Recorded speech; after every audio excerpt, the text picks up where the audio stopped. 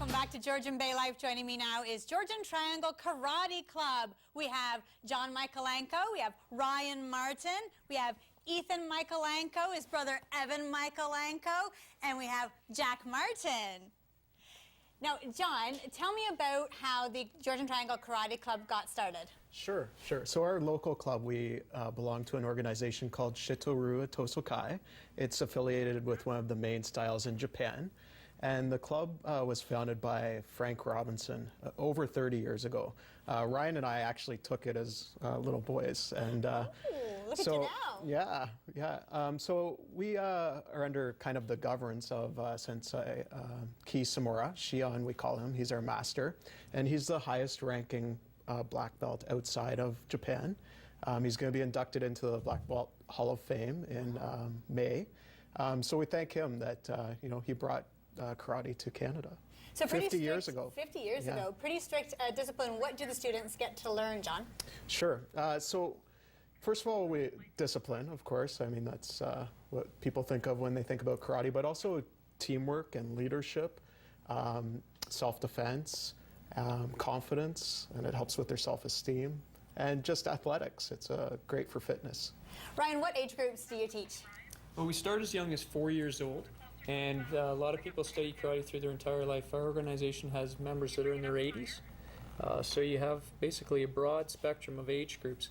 Now, with the 4 to 7 age group, we have a 1-hour class. Our usual classes run from 6 until 8. With the 4 to 7-year-olds, their class runs from 6 until 7. 2 hours is a little bit much for them at that age. So the classes run Tuesdays and Thursdays, and our dojo is located at Knott School. And so we young as 4 and as old as in their 80s. And when do the classes run? Tuesdays and Thursdays. And our classes follow the school schedule, so we're off in the summer, we're off Christmas break, we're off March break. Okay. And how do we register? The best thing to do is maybe visit our website, GeorgianTriangleKarateClub.com. And then if you're interested in registering, feel free to come by one of the classes and observe or participate and find out if it's right for you, and we can go from there. Any age group, can I learn? You're going to teach me a little bit today, but can I learn? Can anyone learn? Absolutely. Anyone can learn. Anyone from any physical ability level can learn. And what would the cost be for a class, for our youngsters or for ourselves? I would suggest visiting the website to look at the costs. Okay. So GeorgianTriangleKarateClub.com. Thank you very much, Ryan. I can't wait to talk to these young lads here. This is Ethan. Why do you love karate so much, Ethan? I love karate because it's a great sport, and I get to see some of my friends that I don't usually get to see because they go to other schools. So if I didn't go to karate, I wouldn't get to see them. And what about Evan? I like sparring because we get to fight. You like to fight? But have you been hurt when you fight? You've never been hurt in any tournaments, any sparring, nothing? No? Jack, what do you like about karate? That you got to spar. You like to fight too. Why? Because I always win. You always win. Have you been hurt though? Twice. Well, I understand there was an incident involving your eye. No. No? What happened? How did you get hurt? Do you want to hear the second or the first? Let's do the second. I got kicked in the armpit. Ooh, the armpit. Oh, did it hurt? Yeah. It must have hurt. Now, Evan, you were telling me before we went on that you did get hurt. You got hurt in the chest. What happened? Just once. Just once? Well, that's all it takes, I guess, sometimes. What happened? The kid wasn't doing like that. The kid was doing like that. So he wasn't doing it properly, and then what happened to you? He did too hard. Oh, did you fall right down? No, it just hurt it. It just hurt? And Ethan, did you ever get hurt? Yeah, when I was sparring at a tournament, a kid took his foot and he went bang right on my foot. Oh, no. And then he gave me a punch to the chest. Oh. Now, other than tournaments, Ethan, there is only one time when you use your karate skills. We only use our karate skills in tournaments, classes, and our #1 rule is self-defense only. Self-defense only, and John's going to teach me some self-defense in a little bit. Tell me the belts. Now, you've given me a black belt, which I did not earn this, but thanks for the vote of confidence. You're a blue belt. How do the belts work? Well, the first belt is a white belt. The first belt is a white belt, and you go to a ranking where you try to earn your next belt. So if you know all your stuff, you'll show it to a sensei, and then he might present you with your next belt. And the order is white, yellow, orange, green, blue, brown, Shodan Ho, which is a brown belt with a black stripe, and then black. Okay, so I've actually got the highest one on. Like I said, I didn't earn it. You guys earned your belts. You're going to do a little bit of a demonstration. We have just less than 2 minutes, so we'll see if we can fit this in, and then we're going to come back after a commercial break. So what are you going to do? You're going to be our commentator, and what are you and Jack going to do? Me and Jack are going to do Kian Kumite number 9. Jack's going to step into left saying Skuchadach, and I'm going to be a natural stance. Jack's going to do a middle punch, and high punch, and I'm going to do an X block, bring it down, and give him a haito to the neck. Ooh, all right, and you've got another move you're going to commentate with Jack and Evan? Okay, what are they going to do? Evan and Jack are going to do Kian Kumite number 5. Evan's going to step into left saying Skuchadach, and Jack's going to be a natural stance. Evan is going to give him a middle punch, and Jack is going to bring his arm up and then down and block it, and then give him a punch to the chest. Wait a minute, that's paint the fence. Yes. That was paint the fence. Can you show me paint the fence? Ooh, oh, and it's fast too. Ooh, and I only have one arm. Ooh, very good. Can you guys do the paint the fence? Show me that. Whoa, Jack. Great job.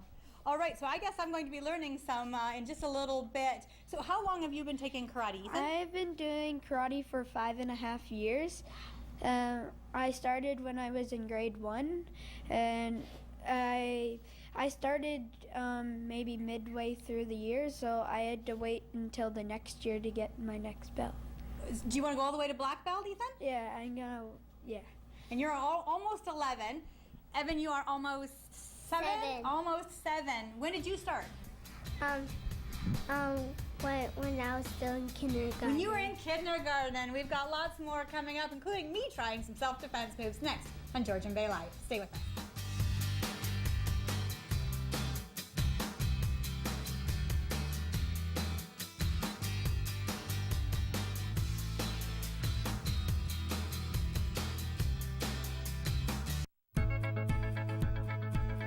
Wouldn't it be nice to retire rich? The key is to keep moving forward by paying off debt, saving with regular RRSP and TFSA contributions, and investing wisely. Remember, your expenses will likely be lower in retirement. Your mortgage will likely be paid off, your transportation costs will drop, and kids, if you have them, should be self-sufficient. You'll likely be paying lower taxes too. 70% of your career income should be more than enough to cover your costs every year, with a little left over for things like travel and entertainment. For most, $40,000 a year should suffice. Statistics show Canadian retirees tend to spend even less. To ensure you don't outlive your money, plan to withdraw about 4% from your total savings every year. If you do run into trouble, you can always tap the value of your home, cut luxury spending, or take a part-time job. For now, though, just stay the course. You'll be glad you did. Hi, I'm Mayor Sandra Cooper from the town of Collingwood, and I invite you to watch our municipal council meetings every Monday night at 7 p.m. only on Rogers.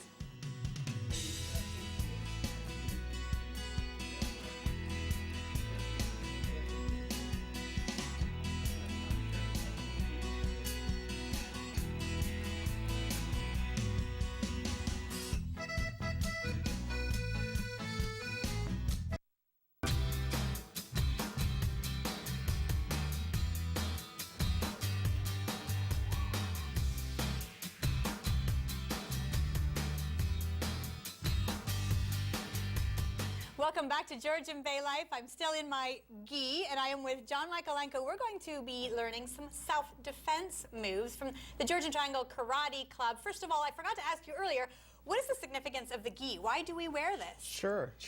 Most martial arts wear white gi. So the white is supposed to represent purity. But it's like any uniform. It puts everybody on a common playing field so that we all look the same. There's no socioeconomic factor that comes into it. Yeah. Okay, self-defense. What is the first move you're going to teach me? I'm a little nervous Sure, about this. sure. So first of all, what we tell the students is to try to never get into a situation. Okay. So we talk about trying to use our voices first, and we talk about letting the person know what they're doing is upsetting them, and trying to solve it with verbal skills first.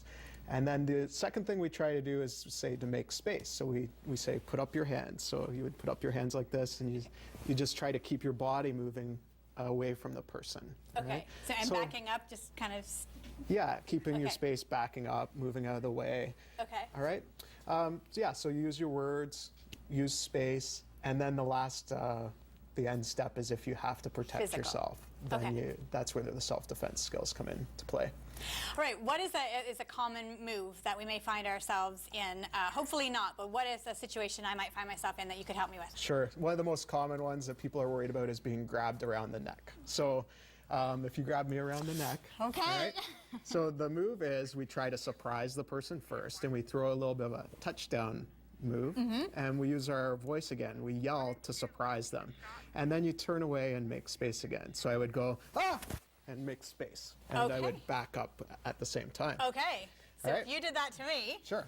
okay, so my hand's on the outside, I'm going to go, Wah! That's it. And you would spin away and get away from the person.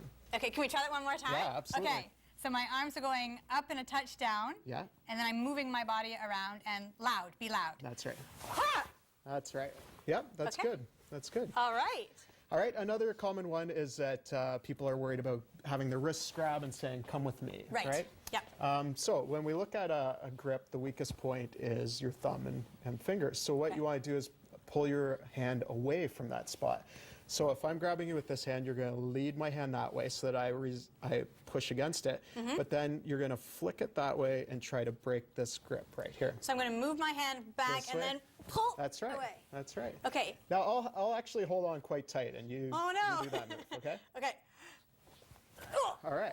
Okay, So because it you're not works. expecting me to move that way. That's Is right. that how that works? Yeah, and self-defense is a lot of element of surprise. So Is that why we raise our voices in that first move, the touchdown move? You said be loud, like a Surprise ha them. or a scream or That's a yell. right. And is that the surprise element? That's is that right. why? Okay. That's right. Okay. Now the other one would be if they grab you with two hands. We can't break that grip the same way that we did. So this one, when I teach the kids, I say, think of your other hand as a bird, and it's coming down and it's going to grab a worm out of a hole. Okay. All right. So the bird comes down, it grabs the worm, and it's going to pull it out of the hole. So you pull out like that. And I then have you would run away. no hope of grabbing on there. Yeah. Okay. Now there's a safety point here. When people are first learning, they sometimes come up and hit themselves Bonk yourself in the head. So Okay. you have Let's to do that make one more sure time before I get to do you have it. to So make I'm sure you holding on go- to you and you are pulling. away like that. All right. Okay. Ready? Okay. So I've got two hands on. So you take your hand and pretend it's a bird. Oh, You're gonna bird. come in and grab the worm and pull. Yeah, and you're using your whole body too. All right. And I didn't bonk myself in the You face. did. You want to try it again? Yes. Okay. Okay. Bird. Worm. Yeah. Oh, Great. Great. okay. All right. I have. Am I passing? You have something Yeah, else. I have Okay. another one here. We brought a little gift for you. It's a black belt magazine. to match your black belt. Okay. Again, that I didn't earn, but thank you. So sometimes people might be sitting on a subway or a bus, and maybe somebody approaches them. So sometimes you look around for materials that you can use for self-defense. Okay. So this is using an improvised weapon. So what you do is you take the magazine and you roll it up very tight. All right. And you just use it as a striking tool. All right. So you would, strike in the top of the shoulder, or if you're going this way, you could strike to the solar plexus. I'm thinking of miscongeniality right Yeah. now. One This thing, one thing you have to be careful about, though, is you never want to become the aggressor. This is life or death situations. As Ethan said, John, for self-defense. Yeah. Karate and these moves that you're teaching me now is for self-defense only. That's right. So what do I do if Okay. So I'm you would holding- just roll it up as tight as you can, and then you can use either end. You can use it to poke me with, or you can use it, slide your hand up with a slight touch, and use it to strike, like an overhand strike, Okay. to get away that way. Where are the vulnerable parts in the body? You just named two Yeah, of them. So sure. right here, right next to your Right above the collarbone. Yep. In the hollow of the neck, right in there. Right. The That's gonna groin, knock obviously. Not going to demonstrate Right. that. Solar plexus is right, about here. Right here, yeah, just below. Underneath the rib cage? Just below where your ribs meet, yeah. Okay. All right. Now, a very common one, we'll get rid of this for a second. This is to stun a person, and we can't actually do it because you can really hurt somebody. So what you do is you come up and you just clap your hands on their ears. All right. So this again would be if somebody was grabbing you or holding you like that, and you would do it violently in real life. You would come up and clap their ears like that. So if you just go like this to yourself, and you can feel the pressure that's generated, that would really stun somebody. Again, John, that would be element of surprise That- because yeah. I'm little and I'm not very strong. But if I was to do that, first of all, they don't anticipate I'm coming at them, and then they don't anticipate that I'm grabbing very vulnerable part, which is the ears. So that's the element of surprise. Again, where is the Georgian Triangle Karate Club, John? At Connaught Public School, and we are on Tuesdays and Thursdays from 6 till 8. Yeah, and we also have our headquarters in Toronto, the Shituru Itosu Kai, run by the Samora family. Do we bow in karate? We do, we yeah. bow? So we bow like this, and it's a little bit of a trust thing. So I bend at the hollow of my back, and I don't look you in the eye, and I just bend like this, and it's a trust thing that we trust each other. And it's all about respect. That's a respectful move, Yes. too, is it not? Yes. Okay, and how do we register for classes at the Georgian Triangle Karate Club, John? Again, you could drop by Tuesdays and Thursdays from 6 to 8 at Connaught Public School, or check out our website, And what's the website, real quick? GeorgianTriangleKarateClub.com. All right. Okay, we're going to be going to commercial break. Lots more coming up on Georgian Bay Life. One more move. How about I try and do the bird grab again on you? So I grab your hand then. Oh. There we go.